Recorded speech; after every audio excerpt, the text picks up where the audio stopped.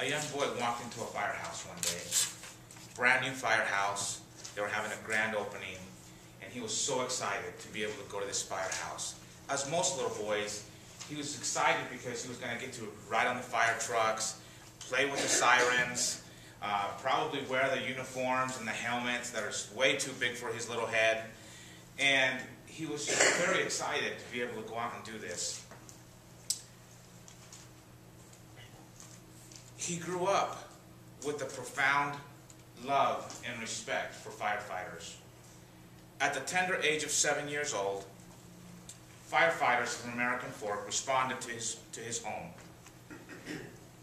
In that response, he watched these firefighters, these brave men, carry his father's lifeless body down the steps and into the ambulance that was parked outside his home. These firefighters, these great men, these heroes, left a lasting impression on this young boy's life. After graduating high school, he pondered much about what to do with the rest of his life, what he would do for a living. He came to me one evening and he said, "Eric, I think I want to be a firefighter."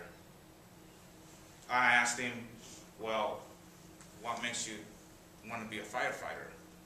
And he just said, and he responded back to that experience that he had had when he was 7 years old. He told me that when he went to parades, his favorite part of the parade was the very end of the parade. Because at the very end of the parade, all you hear is sirens. You see the gigantic red fire trucks coming your way. And in some cities, they look like a giant school bus because they're painted yellow. But he really was drawn to the red fire trucks. We spoke about how to go about achieving this dream. He started college, started doing the required classes and the things that were going to be required of him in order for him to accomplish his goal. He was soon accepted to the Fire Academy in Provo, Utah. Along the way, he encountered a great deal of challenges and obstacles in his way, but none of those obstacles were greater than his desire to become a firefighter. This morning, I would like to speak with you about the 4 steps that I gave this young man that helped him achieve his goal. Number 1 was to be specific in setting your goals. Write them down. If you don't write your goals down, it's just a beautiful thought. You will never accomplish that task. You'll never reach that goal. As he came to me, I asked him, "Well, where do you want to be a firefighter at?" And he thought about it. I said, "Do you want to just be a firefighter anywhere? Any firehouse will do. You'll move across the country and become a firefighter. How about Chicago? They're famous firefighters, right?" And he thought about it for a minute, and he came back with a great response. And he said, "Eric, I want to be a firefighter for American Fork City." I said, "Well, why do you want to be a firefighter for American Fork?" And he said, "Because I look up to those men. I have a bond with those men because of the experience that he had had when he was 7 years old with his father." I told him to create a roadmap of his dreams and to identify a critical path.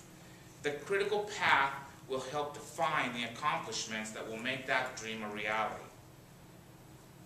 The roadmap you create will help you reach your destination without the pitfalls of being lost throughout the journey. This is the GPS of your dreams. Stay focused on the road in front of you instead of always looking in the rearview mirror. Number 2, share your dreams and goals with positive people in your life. How many times have any of us in this room shared a dream or a goal with someone only to hear back, "What? Are you crazy? Hey, what makes you think you can do that? You're not smart enough to do that." Or my personal favorite is, "What's your backup plan?" Positive people in our lives will motivate us. They will inspire us when we are having down days. We all have days that we feel like giving up. This young man had many days where he felt like giving up because he wasn't testing well on his written exams, or he couldn't tie all the knots in the allotted time that he had to memorize, and just being frustrated with some of the testing that was going on. But as we discussed his challenges and obstacles, I was able to help motivate him and keep him focused on the task at hand. The roadmap he created helped him to reach his destination without, again, being lost throughout the journey. Number 3 is to take action. This could be the easiest step throughout the process if you've taken the time to create a great roadmap. Do something every day that will help you work towards that end goal. Learn from the success of others. Stay focused on what you do best. Spend 80% of your time focused on the strengths that make you successful. That will make you successful. When you encounter obstacles, work ethic will push you through to the finish line. The one identifiable trait that great athletes have is not talent, it's work ethic. These are the individuals who are the first to show up to practice. They are the last to leave practice. They put in the extra work. They study film. They go above and beyond what is required of them. They don't rely on their talent.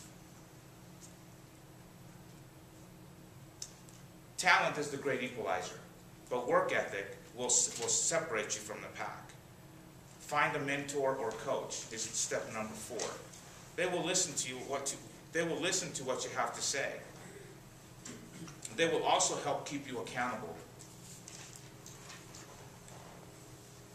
This will allow you to focus on the task at hand and to stay focused on the next step ahead rather than feeling overwhelmed along the difficult and long process. In conclusion, I would like to leave you with my personal mantra for this morning that was given by Henry David Thoreau. And to you, I leave you with this message. Go confidently in the directions of your dreams and live the life that you've imagined. Thank you.